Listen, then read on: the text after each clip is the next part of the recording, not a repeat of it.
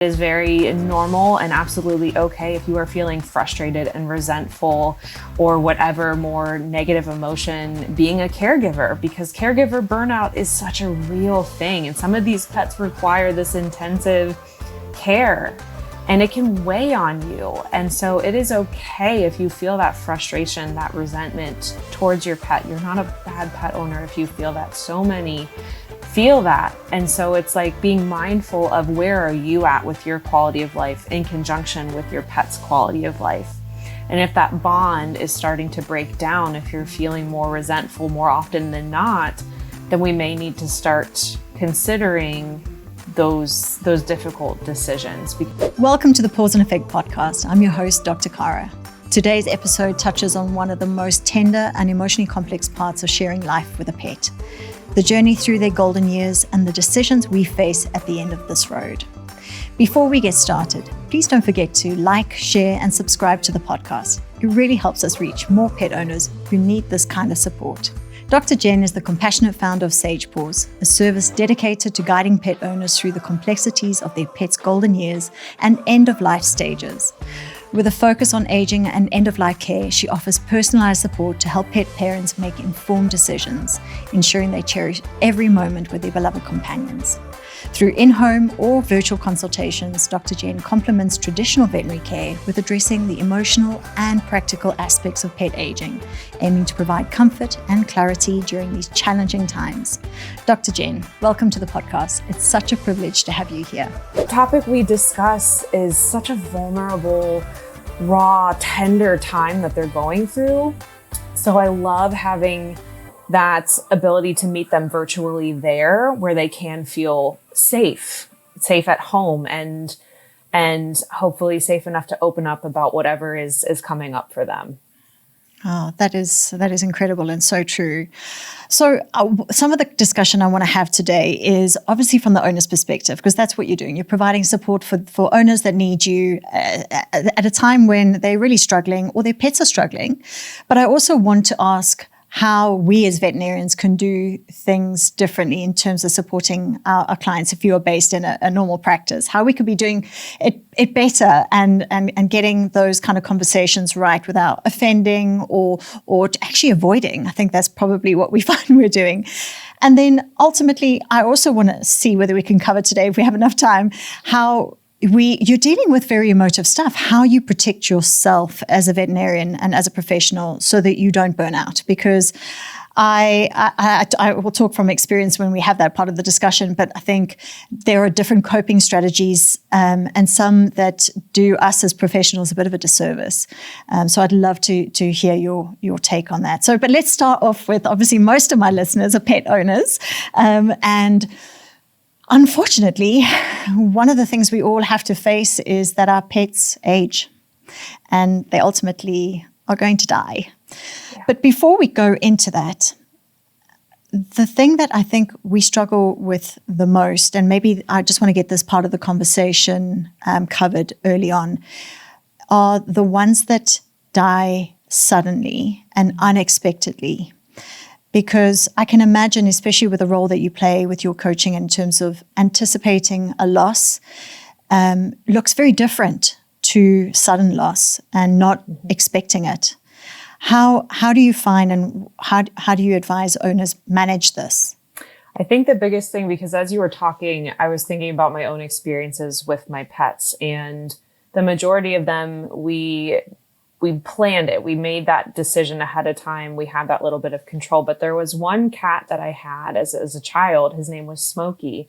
And he was an indoor-outdoor cat. He would come in, he'd go outside at night and then come back in the morning. And I remember one morning he didn't come to the door. And I think my parents knew at that point that something had probably happened. But as a child, it didn't register. I was just, like, let's go look for him. Let's go look for him. And my mom was the one that had found him, and it was a little bit behind our house. My parents still live there. They had this creek, this beautiful wooded area, and my mom found him just laying in that position. And she knew as soon as she saw him that he had passed away suddenly. And it was hard. It was very difficult because it was unexpected. We just let him out the night before, like nights previously. And then to find him that way, it was completely unexpected. And I am so thankful to my parents for the way that they handled it. You know, they were very open and honest and gentle about what had happened. And I remember we buried him in our backyard, and we put a little headstone, and we had a little ceremony for him. And that was helpful to process and move through that unexpected grief, and just getting that closure too of like, we didn't know exactly what happened, but we at least had found him, versus if we hadn't found him and then we didn't know. And I think my mom had gone and talked to our vet about, you know, like what could have possibly happened. And using his knowledge and expertise, we came to a conclusion that it may have been something heart related or just something that was very, very sudden. And so getting that insight from our veterinarian helped us to create like, okay, this is likely what happened, and helped us to find that piece. And I lost my train of thought. I don't know if that answered your question. You did. No, you did.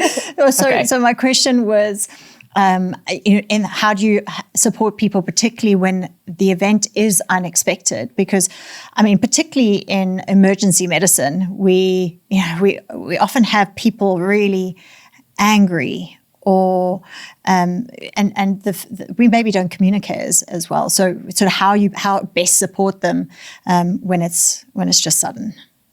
When it's sudden, I think just giving them the space to express all of that, express whatever is coming up for them, express that emotion, whether that's anger, sadness, whatever emotion is coming up, just providing that silent space.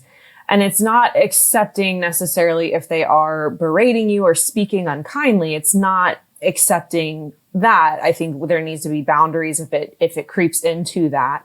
But I think initially just giving them that platform to just get that anger out. And I think of with my young sons, my oldest is 3.5, and just almost like that, where he has that anger, giving him that space to just express it and get it out of his body. And then even just validating and reflecting back, I can tell that you're feeling really angry. It makes so much sense to me why you're feeling angry. And just validating for them that however it is they're feeling it's important and it matters. And like it deserves to take up space and to be seen and heard and expressed. And I think just helping them move that energy out can help them begin that processing of coming to terms with what has happened. And how would you advise owners, particularly when they have a lot of questions they don't necessarily understand? Why say their pet has died? Let's use that emergency type situation where they rushed in, something's happened, they've been hit by a car, let's say, for example, and they don't make it. How do you advise these owners to be able to manage the guilt and the pain and actually just find some closure? Yeah, that's a great question. And there's not a one size fits all answer for that question. It depends on each person.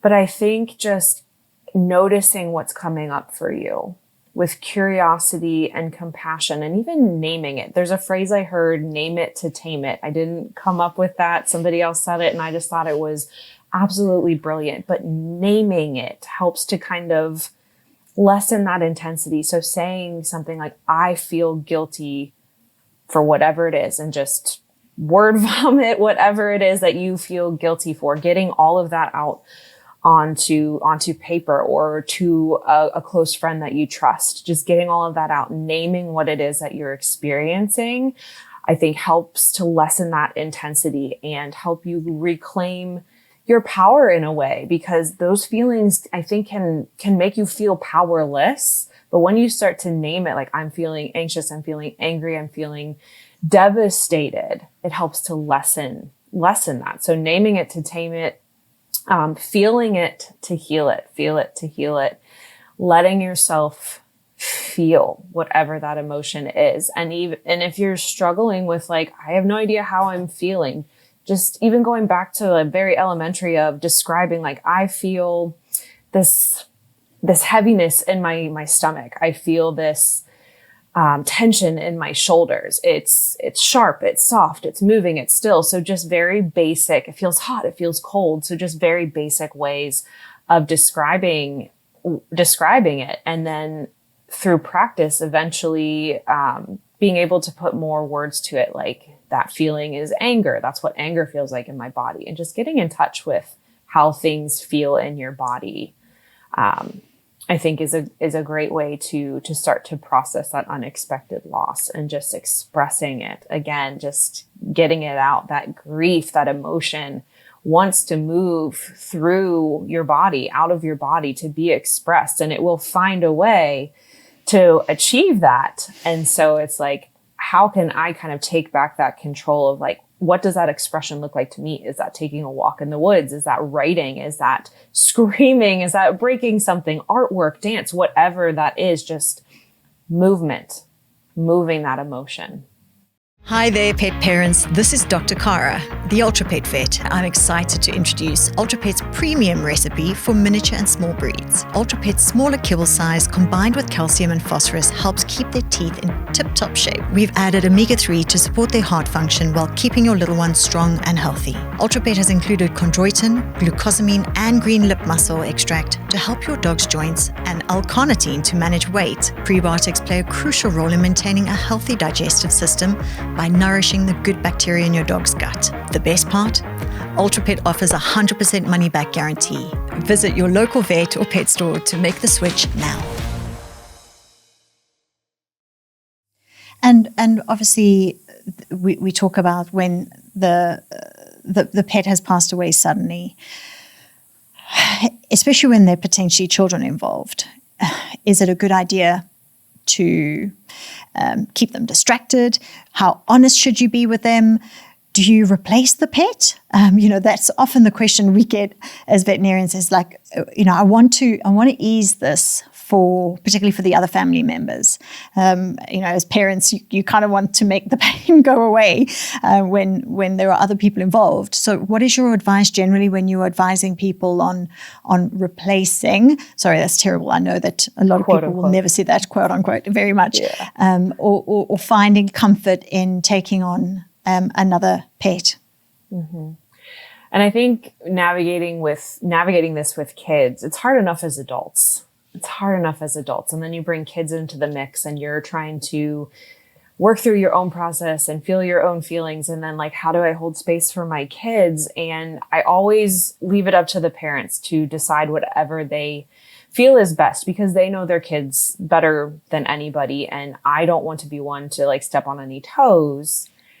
With that being said, if parents are looking for tips, I would say to be as honest as you possibly can, to a level that they would understand that's age appropriate, using clear, direct language, even saying the word died, death, dying, using those words with kids, and not necessarily the euphemisms like, oh, they went to sleep, we put them to sleep, is a very common one, is that may elicit fear in kids of, well, if I go to sleep, what might happen? So encouraging parents to use that language, it can feel very uncomfortable. And there are lots of resources. NPR had an article that they put out that it gives great tips and tricks for how to talk to kids about death.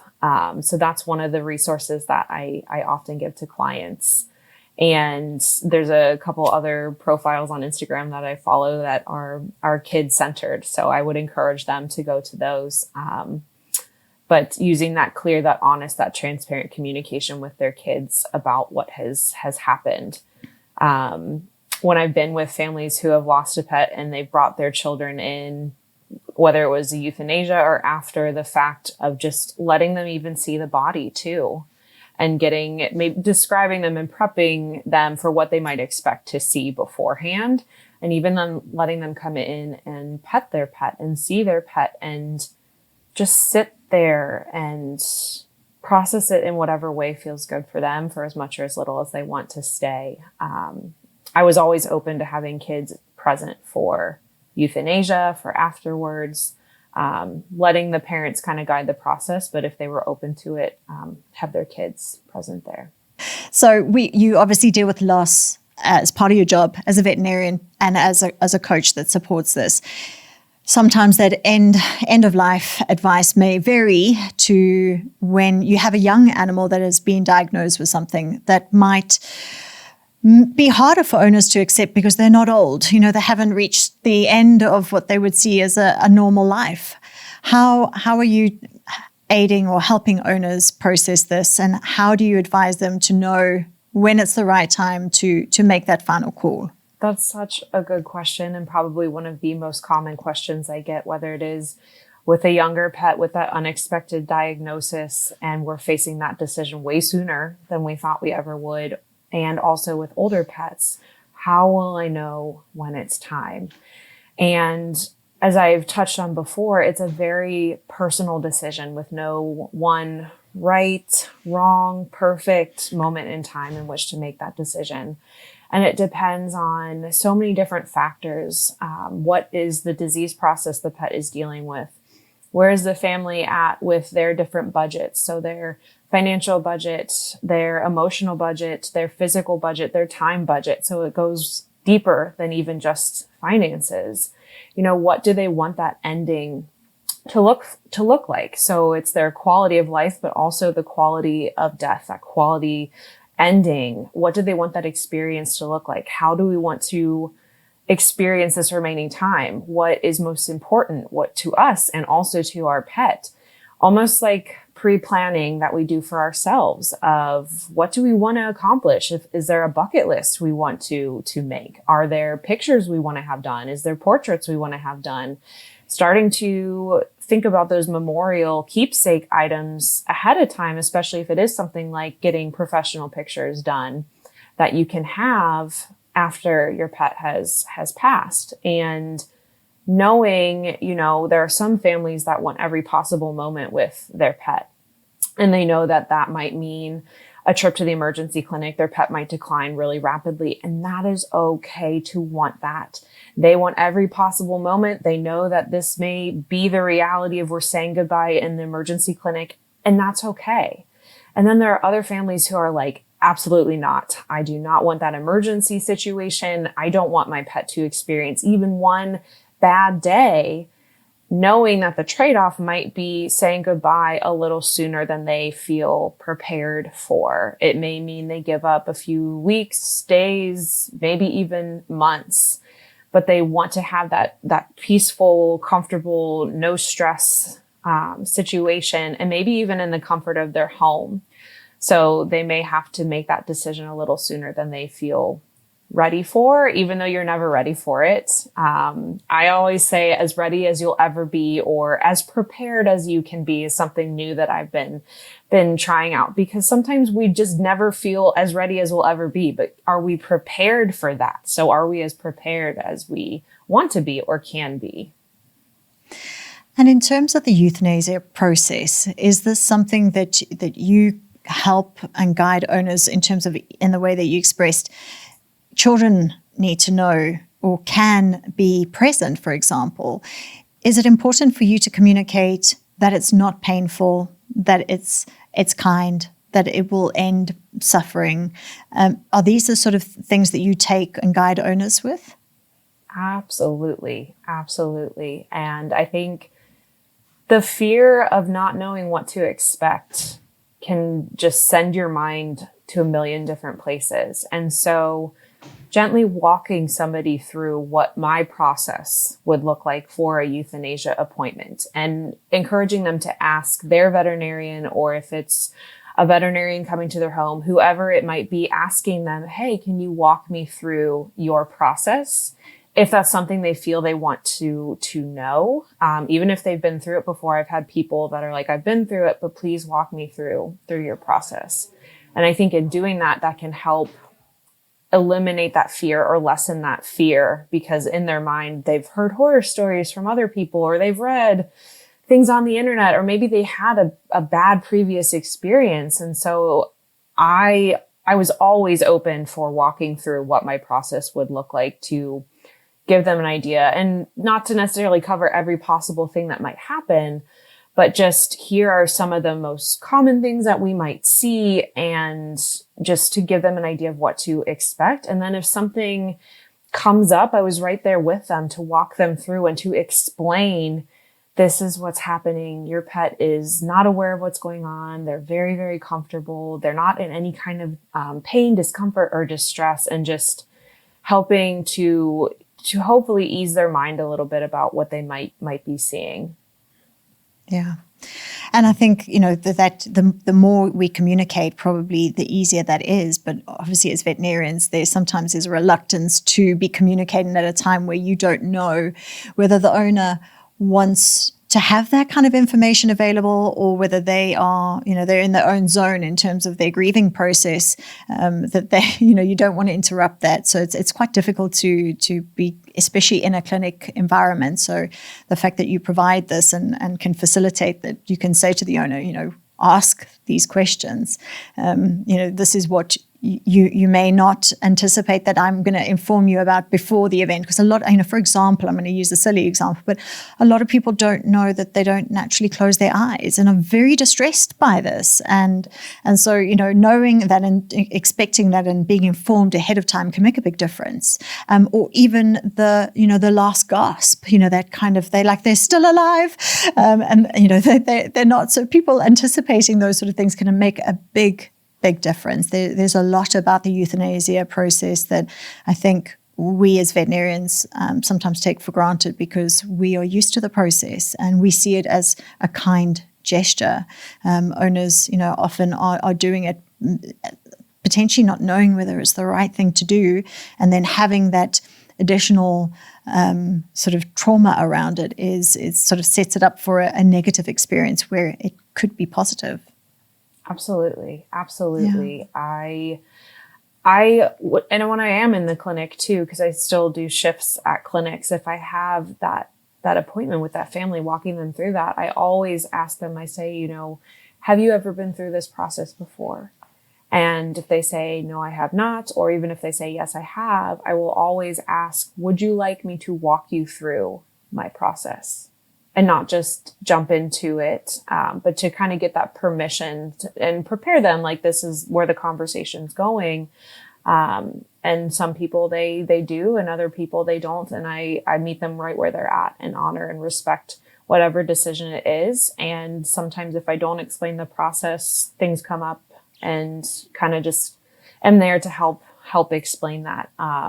But yes, the eyes that's one of the things that I talk about, is their eyes may not close because everything is relaxing. Every muscle in their body is relaxing, including the muscles around the eyes, so that they may not close. And then the bladder and the bowels are something else that I talk about too. And sometimes I touch on that big breath that may or may not happen. A lot of times I've kind of touched on it in the moment if it does happen, and let them know, like, this is not the same type of breath that you and I are taking or they took while they were alive. This is just the body's natural response to releasing that energy. It's like one big giant muscle twitch, just expelling that remaining energy, a very normal part of the process. Yeah, I've even seen owners quite distressed by the muscle fasciculations that occur, even long after they've passed, and particularly when they left in the room, to say goodbye. That had them come back through if they've not been informed, to say they're moving, they're moving. So I think the more information, particularly for first-time pet owners or ones that haven't gone through the experience, can best support it without it becoming this dreadful event, and one that sticks in their memory rather than the good, happy memories that they had with their pet. Absolutely. Yeah. And I think just asking them, like, how much do you want to know, or how little do you want to know, would be something that I might also ask them at the beginning, just to, again, kind of tailor that conversation where it's, again, meeting them where they're at and not just assuming they want to know all these things. But it is a delicate balance. It is such a delicate conversation to have because emotions are so high, and your emotional brain is what's running the show. Intellectually, you might recognize certain things, but all that emotion and the emotional part of your brain is just, it's heightened. It's heightened, and it can make it's heightened. So the other thing you do is obviously guide owners whose pets are aging.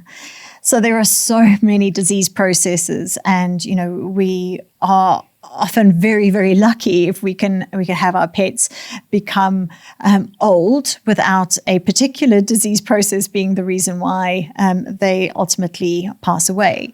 But we see them as they age, obviously becoming more painful, potentially showing signs of dementia, potentially losing weight.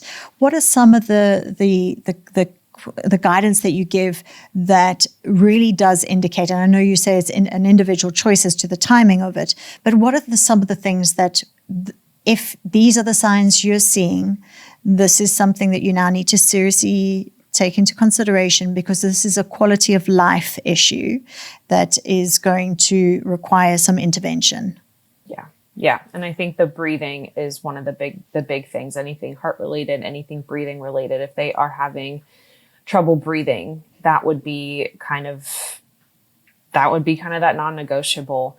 If they're having those seizures that just are relentless back to back to back, that would be that point. Those are kind of the three big ones that are coming to mind. And then kind of moving into more of the chronic disease processes. So chronic kidney disease, liver disease, where sometimes we have that kind of, it's going along, and we might get that luxury of time. And also they could decline rather rapidly without much warning. So that's the middle ground where we do have more time to kind of monitor their quality of life, their comfort level.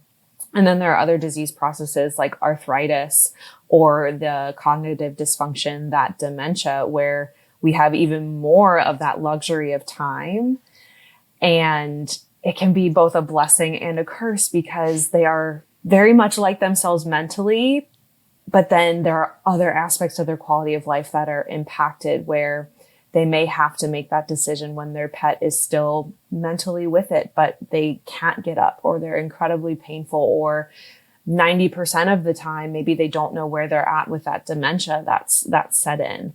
Or maybe the owner's quality of life is being impacted, and that bond with their pet is starting to break down, because maintaining that human-animal bond is probably the root of why we're doing all of this, is maintaining that bond for as long as possible up until the very end, and taking into consideration when that might start to break down, because it is very normal and absolutely okay if you are feeling frustrated and resentful or whatever more negative emotion being a caregiver, because caregiver burnout is such a real thing. And some of these pets require this intensive care, and it can weigh on you. And so it is okay if you feel that frustration, that resentment towards your pet. You're not a bad pet owner if you feel that. So many feel that. And so it's being mindful of where are you at with your quality of life in conjunction with your pet's quality of life. And if that bond is starting to break down, if you're feeling more resentful more often than not, then we may need to start considering those difficult decisions, because we do want to maintain that bond as much as we possibly can for as long as we possibly can. That is so true. And I've seen that quite a lot with, animals that are potentially living inside or sort of predominantly inside, messing in the house, inappropriately urinating or vocalizing, disrupting sleep. I mean, these are the kind of things that owners come to us and say, this is what is happening with this pet.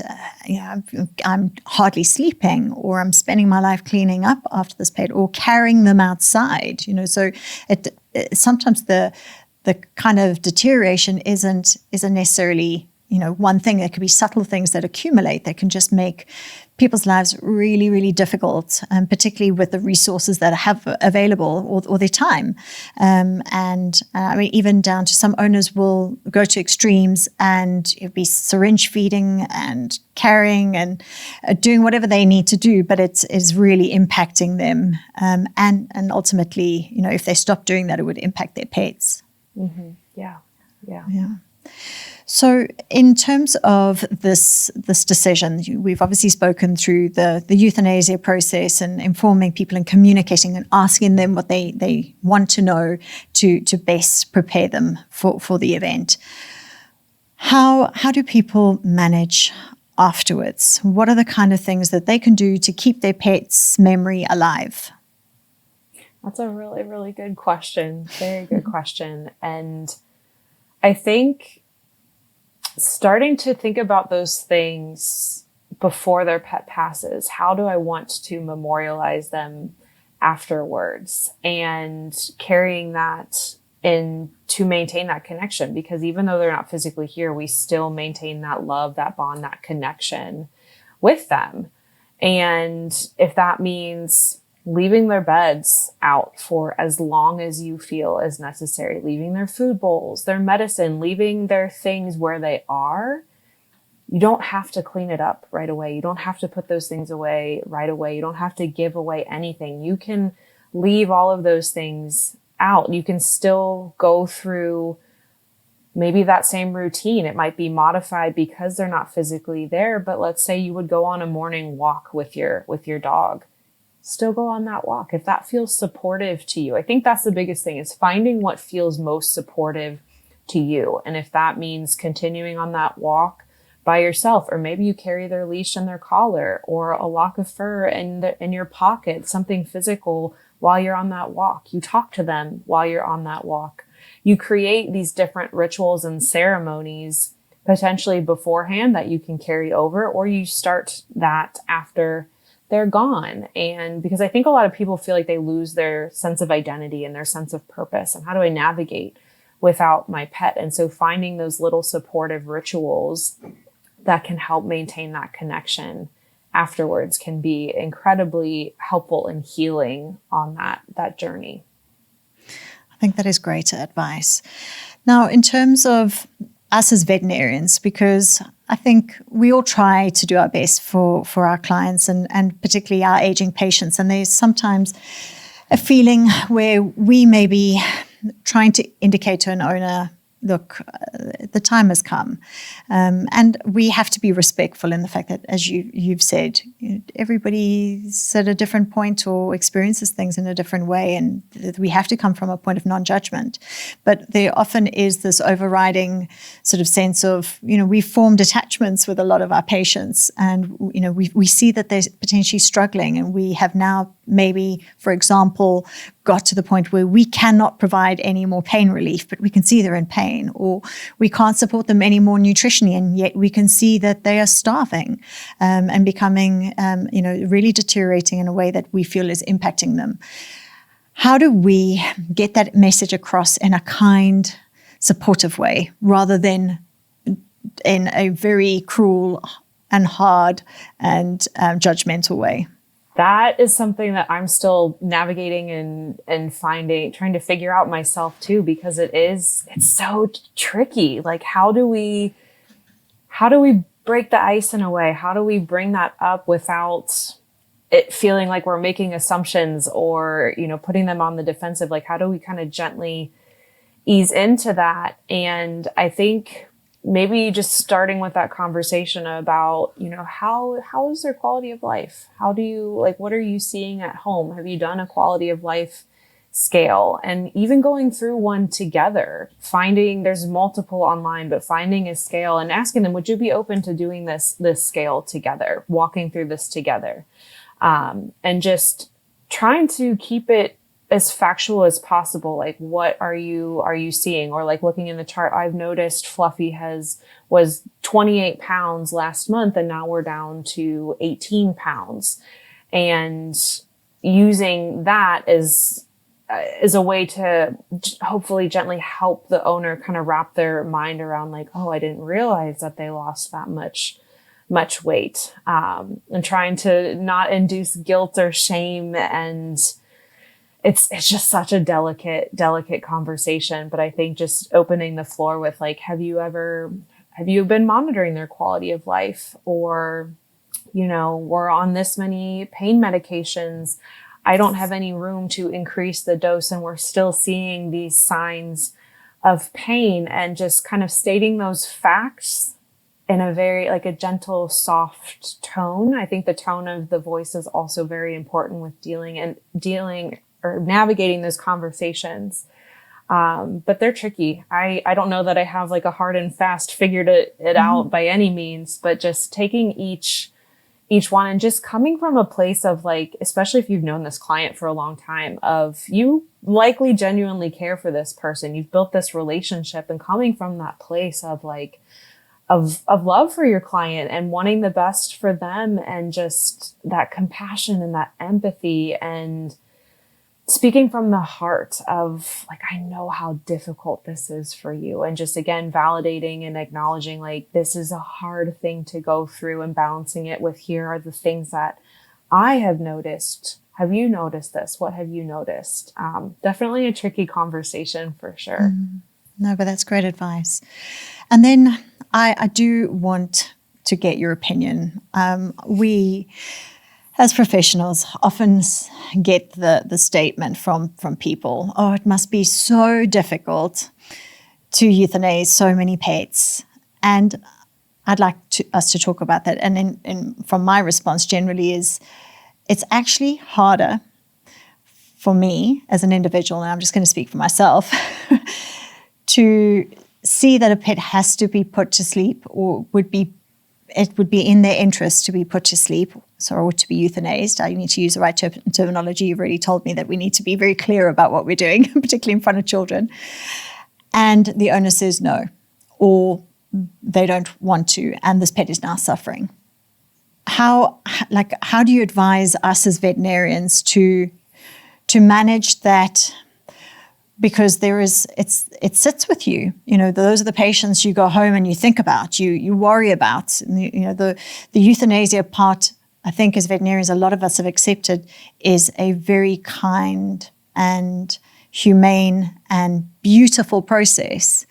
But the thing that we struggle with, because we've gone into this profession to ease suffering and ease pain and manage disease processes, is actually hard to watch.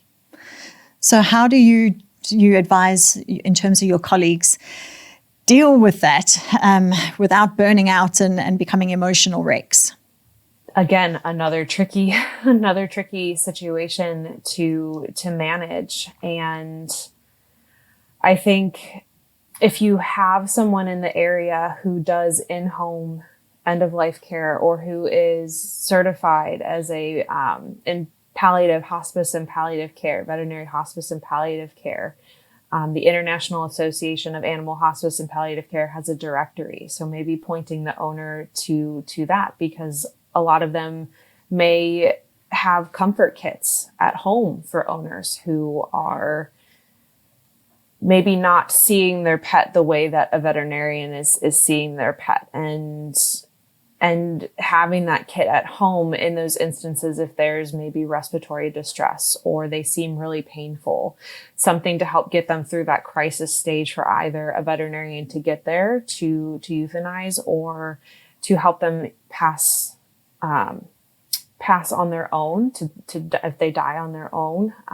They have the pain medication on board, or if you feel comfortable as a clinician, like in the clinic, sending home a comfort kit with the owner that they can, showing them how to administer these different medications, educating them on what to look for when they would administer those medications.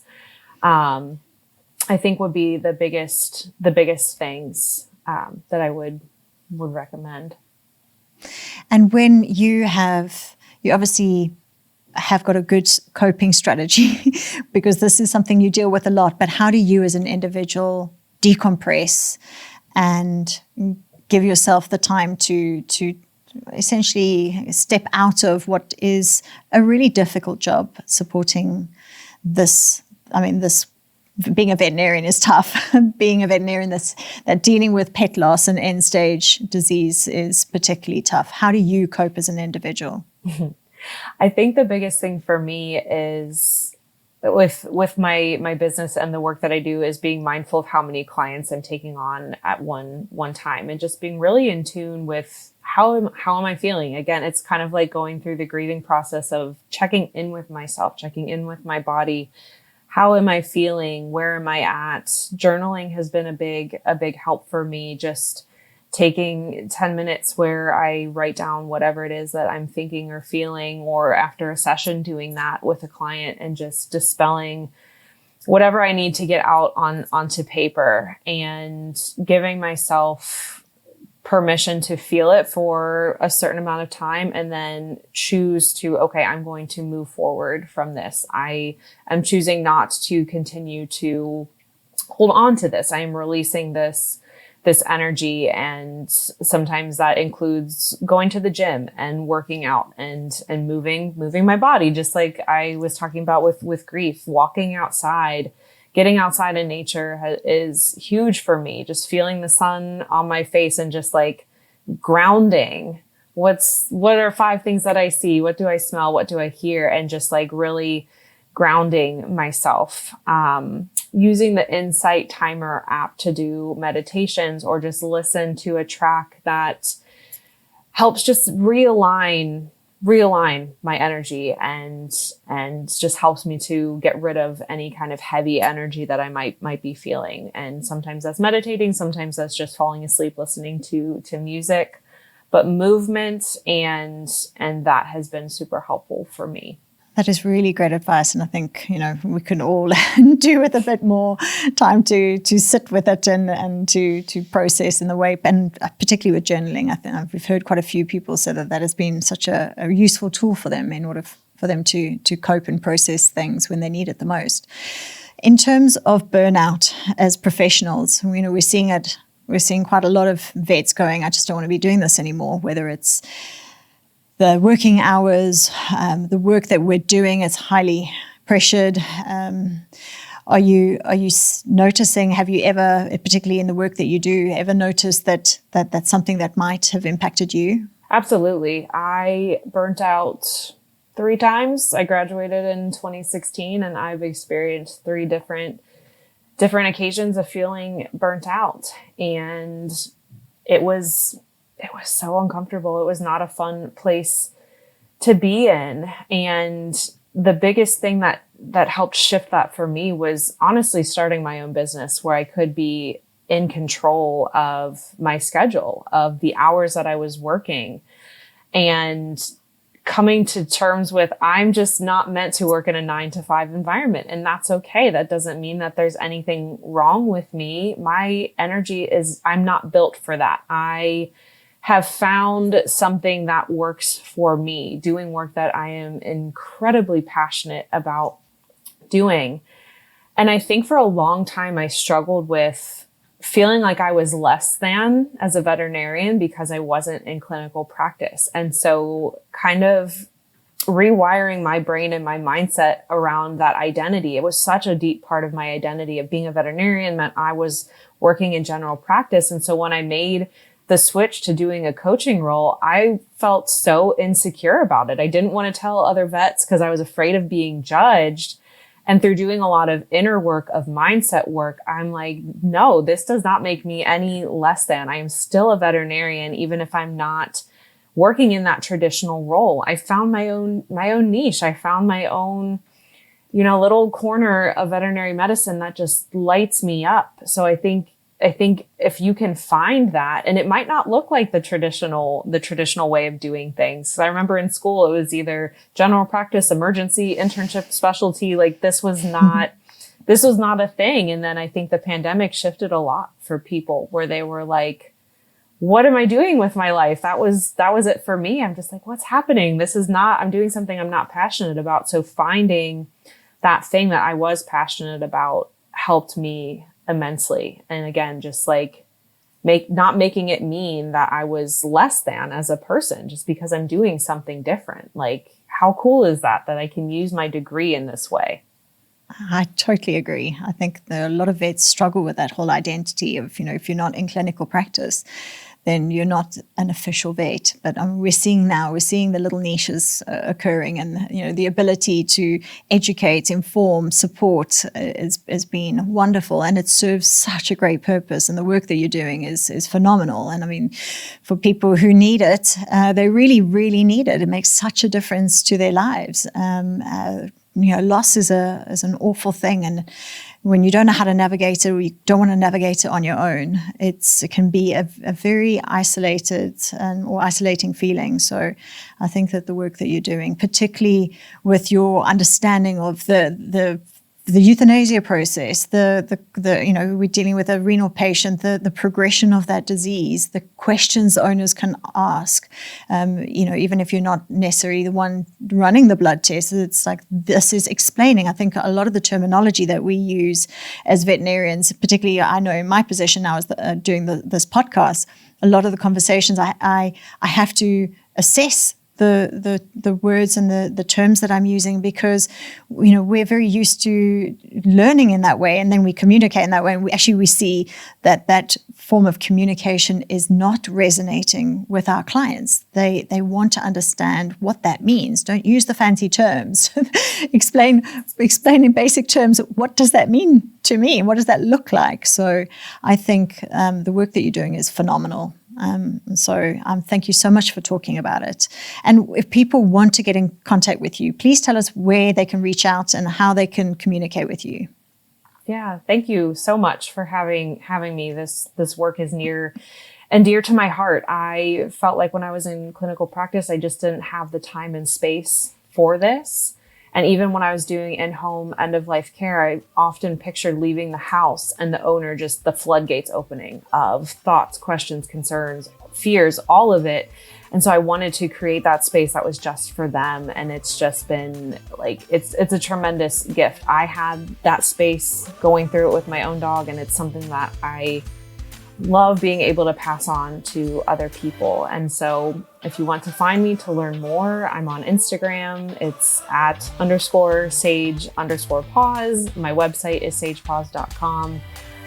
So you can find me there. Reach out. Thank you so much. And you've got a lot of information, a lot of resources on your social media page and on your website, so people can be supported with the information that you even provide without even consulting with you until they need you. So thank you, Dr. Jenn. It's been really informative. Thank you so much for having me. Oh, it's been such a pleasure. Thank you so much for tuning into today's episode on the Paws Effect Podcast. If you found the discussion helpful, please like, share, and follow our podcast. Don't forget to leave us a comment or review. We love hearing from our listeners. Remember, you can listen to us on your preferred podcast platform. Welcome back to Just for Pets. You're with Dr. Carra. Hi, Doc. It's Jackson the Jack Rossi here, and boy, am I itchy. Are you on a hypoallergenic diet? Hyper what now? Changing to a special diet will really help. And Just for Pets have a massive range. And flea and tick medication, special shampoo. Ooh, how quick can you get some? Order today and we'll deliver pronto. I feel better already. Justforpets.co.za. Vet approved, pet adored. Get it all to your door.